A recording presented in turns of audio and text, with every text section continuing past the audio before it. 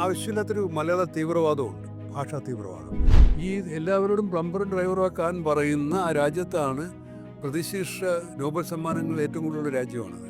പ്രായോഗിക ജീവിതത്തിൽ അല്ലെങ്കിൽ അന്തർദേശീയ ദേശീയ തലത്തിലൊക്കെ രക്ഷപ്പെടാനായിട്ടുള്ള പ്രായോഗിക ട്രെയിനിങ്ങിൻ്റെ ഒരു അഭാവം വിദ്യാഭ്യാസത്തിലുണ്ട്. നമുക്ക് ഇത്ര 500 പേർ യൂണിവേഴ്സിറ്റി ഉണ്ടായിട്ട് നമുക്ക് നോബൽ സമ്മാനം കിട്ടുന്നില്ല. അപ്പോൾ അതാണ്. അപ്പോൾ അവിടെ റിസർച്ച് ചെയ്യേണ്ടവർ റിസർച്ച് ചെയ്യും. വൈകുന്നേരം ആകുമ്പോഴത്തേന് റിസൾട്ട് എന്താണെന്ന് ചോദിക്കും. പിന്നെ is qualified but he don't know how to communicate. നമ്മുടെ നാട്ടിൽ നമുക്ക് എല്ലാവർക്കും ജോലി കൊടുക്കാൻ പറ്റില്ല. ഇനി ഞാൻ തന്നെ ഉൾപ്പെടെ PSC ഇൻ്റർവ്യൂ ഒക്കെ ഫേസ് ചെയ്തിട്ടുള്ളതാണ് ജോലിക്ക്. അവർ ഇംഗ്ലീഷാണ് ചോദിക്കുന്നത്. മെഡിമിക്സ് ABC ടോക്കിലേക്ക് ഡോക്ടർ SS ലാലിനും ബെന്നിച്ചേട്ടനും സ്വാഗതം.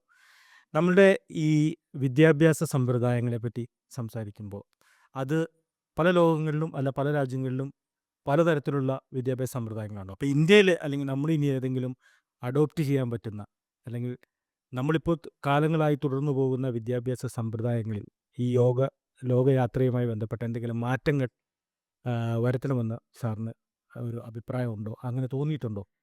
തീർച്ചയായിട്ടും തോന്നിയിട്ടുണ്ട്. ഇപ്പോൾ നമ്മളെല്ലാം ഇന്ത്യൻ വിദ്യാഭ്യാസത്തിൻ്റെ പ്രോഡക്റ്റുകളാണ്, ഉൽപ്പന്നങ്ങളാണ്.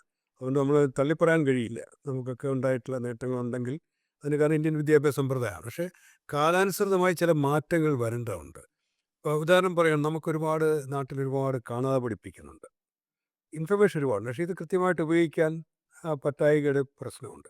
ഉദാഹരണം പറയാം, ഞാൻ ഇപ്പോൾ UN ലോകാരോഗ്യ സംഘടനയിലൊക്കെ വർക്ക് ചെയ്യുമ്പോൾ, മറ്റ് സംഘടന വർക്ക് ചെയ്യുമ്പോൾ, നമ്മൾ ഇന്ത്യൻസിന് ആഗോളതലത്തിൽ ഇൻ്റർവ്യൂ ചെയ്യുമ്പോൾ അവർ ഇൻ്റർവ്യൂവിന് ട്രെയിനിങ് കിട്ടിയിട്ടില്ലാത്തവരാണെന്ന് കാണാം.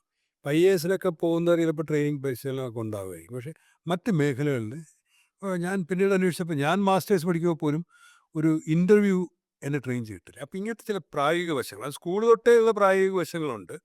അപ്പോൾ ഈ പ്രായോഗിക ജീവിതത്തിൽ അല്ലെങ്കിൽ ദേശീയ തലത്തിലൊക്കെ രക്ഷപ്പെടാനായിട്ടുള്ള പ്രായോഗിക ട്രെയിനിങ്ങിൻ്റെ ഒരു അഭാവം വിദ്യാഭ്യാസത്തിലുണ്ട്. തിയറി മാത്രം പഠിപ്പിച്ചാൽ പോരാൻ തോന്നിയിട്ടുണ്ട്. നമ്മൾ സംസാരിച്ചുകൊണ്ടിരുന്നപ്പോൾ തന്നെ സാർ പറയണ്ടായി 12ാം ക്ലാസ് കഴിഞ്ഞപ്പോൾ അല്ലെങ്കിൽ കഴിയുമ്പോൾ പഠിത്തം നിർത്തണം എന്ന് സാറിന് സ്വിറ്റ്സർലൻഡിൽ വെച്ചിട്ട് ഉണ്ടായി. അതൊന്ന് പറയാമോ? ജനീവയിൽ ജീവിക്കുമ്പോഴാണ്. അപ്പോൾ അവർ ജനീവ ഇൻ്റർനാഷണൽ സ്കൂളിലാണ് പഠിച്ചത്, എൻ്റെ കുട്ടികൾ ഹൈസ്കൂൾ വരെ. അപ്പോൾ അവിടെ അവർ സ്കൂളിനെ പരസ്യപ്പെടുത്തുന്ന തന്നെ ഇന്ദിരാഗാന്ധി പഠിച്ച സ്കൂളെന്നും പറയാറുണ്ട്. ഇന്ദിരാഗാന്ധി അവിടെ പഠിച്ചിട്ടുണ്ട്. ഏറ്റവും നല്ല സ്കൂളുകളിലൊന്നാണ് IB കരിക്കുലമാണ്. പക്ഷേ ഞങ്ങൾ അതേ കുട്ടികൾ നമ്മുടെ ഡൽഹി പഠിച്ചപ്പോൾ ഇവന്മാർക്കായിരുന്നു ഹോംവർക്ക് ഇത് തലച്ചുമടുമായിട്ട് സ്കൂളിൽ പോക്ക്. ജനുവരി ചെന്ന് കഴിഞ്ഞിട്ട് പിള്ളേർക്ക് ബുക്കൊക്കെ സ്കൂളിലുണ്ടെന്ന് പറഞ്ഞു. ഇവന്മാർ വീട്ടിൽ ബുക്ക് കൊണ്ട് നമുക്ക് ശരിയന്മാർ വഴി കളയുന്നതാണ്. ഇപ്പം കുട്ടികളല്ലേ, പിന്നെ ഹോംവർക്കൊന്നുമില്ല. അപ്പോൾ നമ്മൾ അന്വേഷിച്ച് പറഞ്ഞാൽ അവരൊരു 9ാം ക്ലാസ് 10ാം ക്ലാസ് വരുന്ന കുട്ടികൾ അങ്ങനെ ബുദ്ധിമുട്ടിക്കില്ല. പക്ഷെ ഞാൻ നോക്കുമ്പോൾ എൻ്റെ 9ാം ക്ലാസ്സിൽ 10ാം ക്ലാസ് പഠിക്കുന്ന മോന്, ഇളയവന് 7ാം ക്ലാസ്സിൽ, ഇവർ തങ്ങളിലെ ലോകമഹായുദ്ധത്തെ പറ്റിയുള്ള വിഷയങ്ങൾ, ഒരു രാജ്യങ്ങളുടെ നിലപാടുകൾ ചർച്ച. അപ്പോൾ ഞാൻ ചോദിച്ചു, നിങ്ങൾ എവിടെ നിന്ന് കിട്ടി? നിങ്ങളൊന്നും വായിക്കുന്ന കണ്ടില്ലല്ലോ. അത് ക്ലാസ്സിൽ വീഡിയോ കാണിച്ചു എന്ന് പറഞ്ഞു. ആലോചിച്ചു. അപ്പോൾ ഞാൻ സ്വിറ്റ്സർലൻഡിനെ പറ്റി യൂറോപ്പിനെ പറ്റിയുള്ളൊരു പാഠപുസ്തകം 9ാം ക്ലാസ്സിൽ പഠിക്കുമ്പോൾ എൻ്റെ ഓർമ്മ ഒരു കറുത്ത ബ്ലാക്ക് ആൻഡ് വൈറ്റ് ബുക്കിൽ കുറേ പൈൻ മരങ്ങളാണ്. അപ്പോൾ ആ കാലമൊക്കെ ഇപ്പോൾ മാറിയെങ്കിൽ പോലും കുട്ടികളെ വീഡിയോ ആണ് പഠിപ്പിക്കുന്നത്. നമ്മളിവിടെ എന്തുകൊണ്ടാണ് ഇംഗ്ലീഷ് വീഡിയോ ഒക്കെ പഠിച്ചിട്ട് ഇംഗ്ലീഷ് പറയാൻ പറ്റാത്ത, മലയാളം മീഡിയം പഠിച്ചാൽ തീരെ പറ്റാത്തത്? നമ്മൾ പുസ്തകങ്ങളും മാക്ബത്തും ഷേക്സ്പിയറും ഒക്കെയാണ് ചർച്ച. ഇംഗ്ലീഷ് സിനിമ കാണിക്കണം, ഹിന്ദിയോ തന്നെയാണ്. അപ്പോൾ അതുപോലെ കുട്ടികളൊരു 10ാം ക്ലാസ് 11ാം ക്ലാസ്സൊക്കെ ആയപ്പോഴത്തേക്ക് അവരുടെ ക്ലാസ്സിൽ പറയാൻ തുടങ്ങി, നിങ്ങൾ 11 മണി കഴിയുമ്പോൾ ഈ ഡിപ്ലോമ കൊണ്ട് പൊയ്ക്കോണം, നിങ്ങൾക്ക് ഇത് കൊണ്ടുപോയിട്ട് ബസ് ഡ്രൈവറായിട്ട് പ്ലംബറായിട്ടൊക്കെയുള്ള ജോലി കിട്ടും. അത് മോശം ജോലി എന്നുള്ള അർത്ഥത്തിലല്ല, നമുക്ക് അവിടെ വലിയ നല്ല ജോലിയാണത്. അപ്പോൾ നമുക്ക് തോന്നും, കാരണം നമ്മൾ എക്കാലത്ത് ഇവിടെ വന്നതല്ല, കുട്ടികൾക്ക് എന്തെങ്കിലും അവരുടെ ഇഷ്ടത്തിൽ പഠിക്കണമെന്നൊക്കെ ആഗ്രഹം ഉണ്ടെങ്കിൽ അപ്പോൾ നമ്മുടെ വിചാരം നമ്മളാണ് തീരുമാനിക്കുന്നത് അവരുടെ താല്പര്യമാണ്. പക്ഷേ കുട്ടികളോട് എന്നും ചോദിക്കും, അച്ഛനും അമ്മയ്ക്ക് മെഡിക്കൽ പ്രൊഫഷനിലാണല്ലോ, അച്ഛൻ ഡോക്ടറൊക്കെ ആണല്ലോ, മെഡിക്കൽ ഡിഗ്രി എടുക്കാനായിട്ട് നിർബന്ധമുണ്ടോ വീട്ടിൽ? അപ്പോൾ പിള്ളേർ പറഞ്ഞില്ല, ഉണ്ടെങ്കിൽ അത് കാര്യമാക്കരുത്. ഇങ്ങനെയാണ് കൗൺസിൽ ചെയ്യുന്നത് സ്കൂളിൽ. അപ്പോൾ എന്നിട്ട് കുട്ടികൾ പറഞ്ഞിങ്ങനെ പ്ലംബർ ജോലി, ഡ്രൈവർ ജോലിയൊക്കെയാണ് ഇവിടെ, അതിന് ആളെ കിട്ടുന്നില്ല. സത്യമാണ്. ഒരു പ്ലംബറെ കിട്ടാൻ ചിലപ്പോൾ 2-3 ആഴ്ചയൊക്കെ കാത്തിരിക്കണം. ഡോക്ടറെ എളുപ്പത്തിൽ കിട്ടാൻ കുറച്ചുകൂടെ. അപ്പോൾ അത് ആ രാജ്യം ചെയ്ത കൃത്യമായ കാര്യമാണ്. നമുക്കിവിടെ PhD എടുത്തിട്ട് അതുകൊണ്ട് യാതൊരു ബന്ധമില്ലാത്ത ജോലിയിൽ പലർക്കും പോകേണ്ടി വരാറുണ്ട്. എന്നാൽ ആ ജോലി പഠിച്ചിട്ടുമില്ല. ഇത് കൃത്യമായിട്ട്. അപ്പോൾ ഞാനൊരിക്കൽ ഒരു പ്ലംബർ വീട്ടിൽ ചെന്ന് കിടക്കും, ഒരു റിപ്പയർ വന്നിട്ട്. അപ്പോൾ ഒരു ടൂൾ എടുക്കാണ്ട് വീട്ടിലേക്ക് പോകണം. ഞാൻ വരട്ടെ എന്ന് ചോദിച്ചു. നമ്മൾ നാട്ടു സാഹചര്യം വെച്ചിട്ട് നല്ല ധനികരായ പ്ലംബർ ഉണ്ടെങ്കിൽ പൊതുവെ ചെറിയ ജോലിയായിട്ടാണ് കാണുന്നത്. ഞാനവിടെ ചെന്നപ്പോൾ ഞങ്ങൾ താമസിക്കുന്ന ഫ്ലാറ്റിലാണ്, അയാൾ ഇൻഡിപെൻഡൻ്റ് ഹൗസിലാണ് താമസിക്കുന്നത്. പേയ്മെന്റ് അത്ര കൂടുതലാണോ? പേയ്മെൻറ്റും കൂടുതലാണ്, കിട്ടാനും പാടാണ്. അപ്പോൾ ഞാൻ പറഞ്ഞത്, ഇപ്പോൾ ആ രാജ്യം നോക്കുന്നത് അവിടെ ഏതാ തൊഴിലിന് ആളില്ലാത്ത ആവശ്യമുള്ളത് കണ്ടെത്തുക. കണ്ടെത്തുക. തൊഴിലിന് മാന്യതയുണ്ട്. അപ്പോൾ ബസ് ഡ്രൈവർ എന്ന് പറഞ്ഞാൽ സ്വിറ്റ്സർലൻഡ് ബസ് ഡ്രൈവറെ കണ്ടു കഴിഞ്ഞാൽ അയാളും പൈലറ്റും ഒരേ വേഷമാണ്. ടൈം കോട്ടൊക്കെ ഇട്ട് നമുക്ക് അപ്പോൾ ഒരു മാന്യത കുറവിൻ്റെ പ്രശ്നമില്ല. പിന്നെ സ്വന്തം പ്ലെയിനുള്ളവരും അല്ലെങ്കിൽ പ്ലെയിനിൽ വന്നിറങ്ങുന്ന പൈലറ്റും നേരെ അവിടുത്തെ ട്രാൻസ്പോർട്ട് ബസ് കയറിയാണ് പോകുന്നത്, പബ്ലിക് ട്രാൻസ്പോർട്ട്. Public transport. അപ്പോൾ എല്ലാ തൊഴിലിനും മാന്യതയും. അപ്പോൾ നമുക്ക് കുറച്ച് കഴിയുമ്പോൾ കൺഫ്യൂഷൻ മാറി. പിന്നെ നോക്കുമ്പോൾ ഈ എല്ലാവരോടും പ്ലംബറും ഡ്രൈവറും ആക്കാൻ പറയുന്ന ആ രാജ്യത്താണ് പ്രതിശീർഷ നോബൽ സമ്മാനങ്ങൾ ഏറ്റവും കൂടുതലുള്ള രാജ്യമാണത്. നമുക്ക് ഇത്ര 500 പേർ യൂണിവേഴ്സിറ്റി ഉണ്ടായിട്ട് നമുക്ക് നോബൽ സമ്മാനം കിട്ടുന്നില്ല. അപ്പോൾ അതാണ്. അപ്പോൾ അവിടെ റിസർച്ച് ചെയ്യേണ്ടവന് റിസർച്ച് ചെയ്യുള്ളൂ. PhD നമ്മുടെ നാട്ടിലെ പോലത്തെ ചിത്തപ്പേരുള്ള PhD-കളൊന്നും അവിടെ ഇല്ല. റിസർച്ച് ചെയ്യേണ്ടതിനവിടെ പോകും. അപ്പോൾ അവിടെ ആവശ്യമുള്ള ജോലിക്കാരെ കണ്ടെത്തുന്നതിനുള്ള വിദ്യാഭ്യാസ സമ്പ്രദായവും. അപ്പോൾ ഇനി നമുക്ക് ബെന്നിച്ചേട്ടനോട് ചോദിക്കാം. ബെന്നിച്ചേട്ടാ, എന്താണ് ഈ ഒരു കാര്യത്തിൽ നമ്മൾ തുടരേണ്ട വിദ്യാഭ്യാസ രീതി മാറേണ്ട ഒരു ആവശ്യകതയുണ്ടോ? അല്ലെങ്കിൽ ബെന്നിച്ചേട്ടൻ കണ്ട ഏതെങ്കിലും ഒരു നല്ല കാര്യം, ഒരു നല്ല വിദ്യാഭ്യാസ സമ്പ്രദായത്തെ പറ്റി ഒന്ന് പറയാമോ? എനിക്ക് പ്രാക്ടിക്കലായിട്ട് അനുഭവിക്കേണ്ട വന്ന കുറച്ച് വിഷമങ്ങൾ ആദ്യം പറയാം. വിഷമങ്ങൾ എന്ന് പറഞ്ഞു കഴിഞ്ഞാൽ ഞാൻ MA ഇംഗ്ലീഷ് ലിറ്ററേച്ചർ കഴിഞ്ഞിട്ടാണ് ഞാൻ ഇന്തോനേഷ്യയിൽ ജോലിക്കായിട്ട് പോകുന്ന ഒരു അവസ്ഥയുള്ളൂ. ഞാനവിടെ ചെന്ന് എനിക്ക് ഇംഗ്ലീഷ് പറയാൻ അറിയില്ലായിരുന്നില്ല. MA ഇംഗ്ലീഷ് ഇംഗ്ലീഷ് ലിറ്ററേച്ചർ കഴിഞ്ഞാൽ എനിക്ക് ഇംഗ്ലീഷ് പറയാൻ അറിയത്തില്ല. ഞാൻ ഏറ്റവും ബുദ്ധിമുട്ടിയത് കമ്മ്യൂണിക്കേറ്റ് ചെയ്യാൻ വേണ്ടിയാണ്.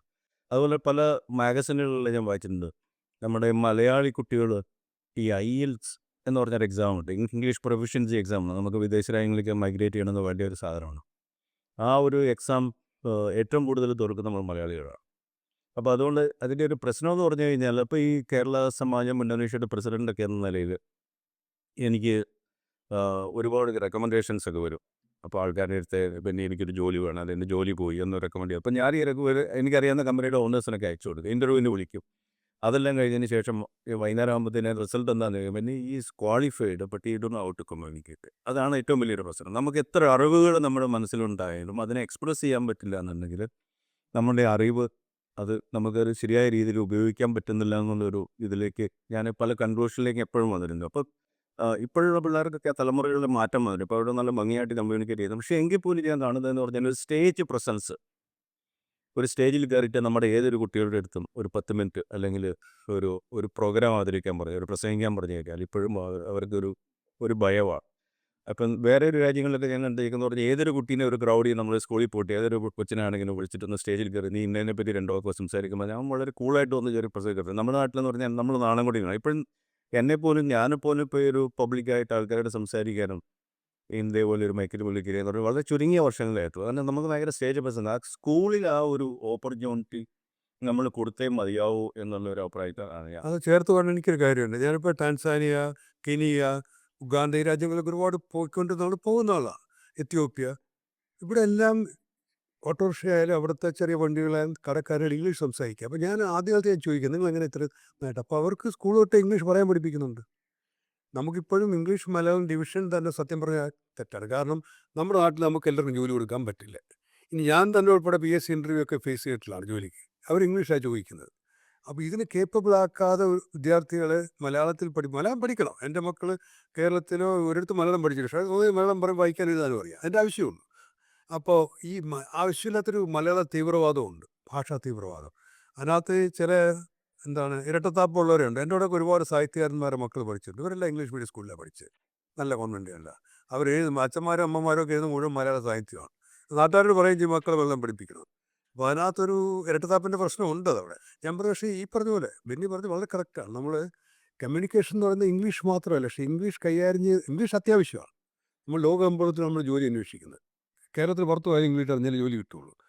പിന്നെ കമ്മ്യൂണിക്കേഷൻ സ്കിൽ എന്നൊരു സാധനവും കൂടെ ഉണ്ട്. ഇംഗ്ലീഷ് മീഡിയത്തിൽ പഠിച്ചാൽ അതാണ് സാർ ആദ്യം പറഞ്ഞത്, നമ്മളൊരു ഇൻ്റർവ്യൂവിന് പോകുമ്പോൾ അല്ലെങ്കിൽ നമ്മളെപ്പറ്റി പറയാനാണ് ഏറ്റവും കൂടുതൽ നമ്മൾ എൻ്റെ ഇൻ്റർവ്യൂ അത് ഫൈനൽ ഇൻ്റർവ്യൂ സായിപ്പ് അമേരിക്കയിൽ അയാൾ എൻ്റെ അടുത്ത് ചോദിച്ച് briefly tell us something about yourself. നിങ്ങളെപ്പറ്റി ചുരുക്കി ഒരു 3 മിനിറ്റ് 4 മിനിറ്റ് പറയണം. നമ്മളിങ്ങനെ ട്രെയിൻ ചെയ്തില്ല. ഇപ്പം ഞാൻ എത്ര വർഷമായിട്ട് ഡോക്ടർമാരെ UL പോകാൻ ആഗ്രഹത്തോടെ ട്രെയിൻ ചെയ്യുന്ന ഈ മേഖലയിലാണ്.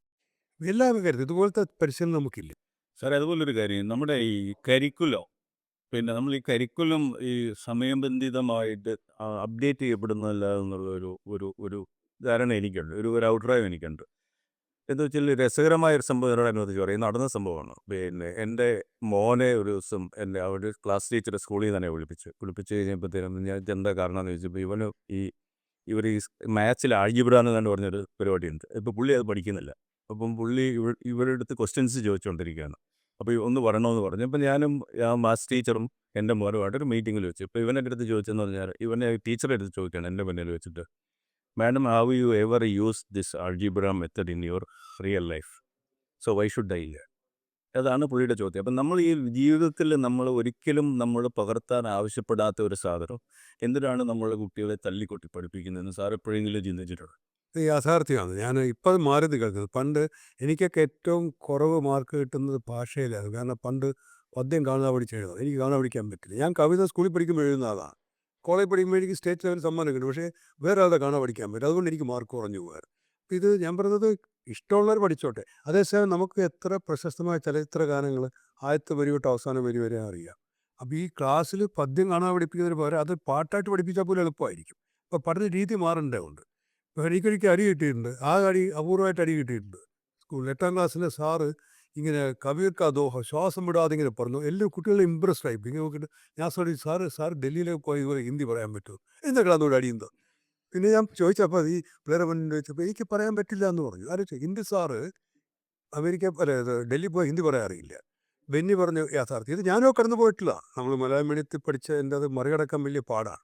അപ്പോൾ അത് ഭാഷയും പ്രശ്നം, ആവശ്യമില്ലാത്ത ചരിത്രങ്ങളും ഒക്കെ ചരിത്രം വേണമെങ്കിൽ പോലും ഈ കുത്തിപ്പിടി മനുഷ്യർ രാജാവ് മരം വെച്ചതും എത്ര ഭാര്യ ഉണ്ടായതൊക്കെ നമ്മൾ കാണാൻ പഠിക്കേണ്ടി വരും. അത് വേറെ കോണ്ടെക്സ്റ്റിൽ സ്റ്റോറി പോലെ പഠിപ്പിക്കേണ്ടതാണ്. അപ്പോൾ പിന്നെ ശരിക്കും പറഞ്ഞു കഴിഞ്ഞാൽ ഈ ഒരു അത്യാവശ്യം നോളജും ഒരു ഡിപ്ലോമയും കമ്മ്യൂണിക്കേഷനും ഉണ്ടെങ്കിൽ ലോകത്തിൻ്റെ പല ഭാഗങ്ങളിൽ ആവശ്യം അല്ലെ ശരിക്കും ജോലി കിട്ടാനും നമ്മൾ നല്ല രീതിയിൽ ജീവിക്കാനുള്ള സാഹചര്യം ഇന്നുണ്ട്.